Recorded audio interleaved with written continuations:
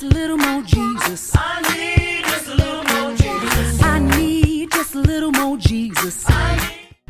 So at the beginning of last year, it's like all hell broke loose.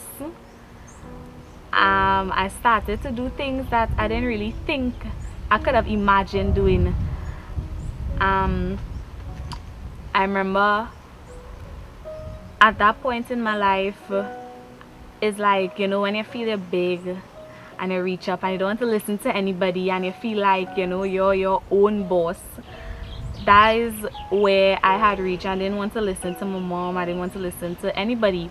I didn't even want to listen to God. I didn't want to have a relationship with God. You can tell me about God. You can really like tell me to try and pray, because I would find it hard. I was always trying to find some excuse. I would want to do everything else but to pray and whatnot.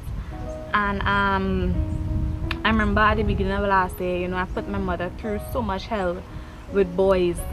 First of all, I don't know, I felt like I always had a hole or a gap to fill, a void that I needed to fill, because I've never had a father figure in my life.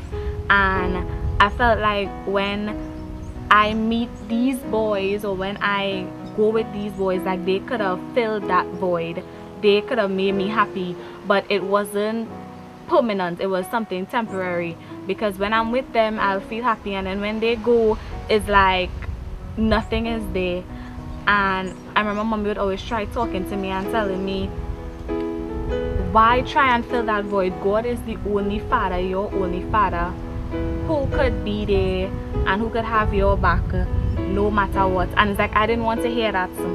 And I remember I had a particular situation that happened where my mom found out that I had left to go by another guy, and I didn't expect her to find out, but she did. And I remember that hurt her a lot. That really hurt her. She couldn't trust me anymore.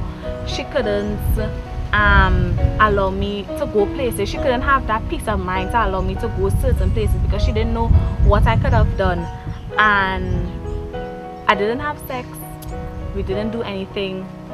But at that point in time, when I was by his house, I remember he was pushing, you know, he wanted to have sex, and something came into me, and I was able to say no.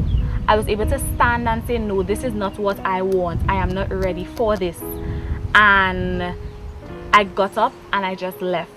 And I remember when mommy came to me telling me that she found out and that she knew, and she asked me if we had sex, and I told her no. I told her that, you know, I got up and I left. She was like, that was the Holy Spirit leading me to tell me that how he always has my back and he's always looking out for me.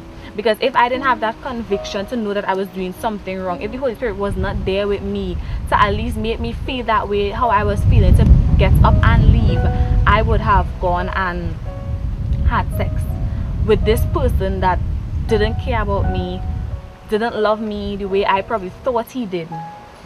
And we got over that obstacle, we got over that barrier, and everything was going smoothly for a while. You know, things was going good. The relationship was still kind of shaky between my mom and I, because, as I said, the trust, I broke her trust before, and trust is something that is really hard to regain after loss. Help me.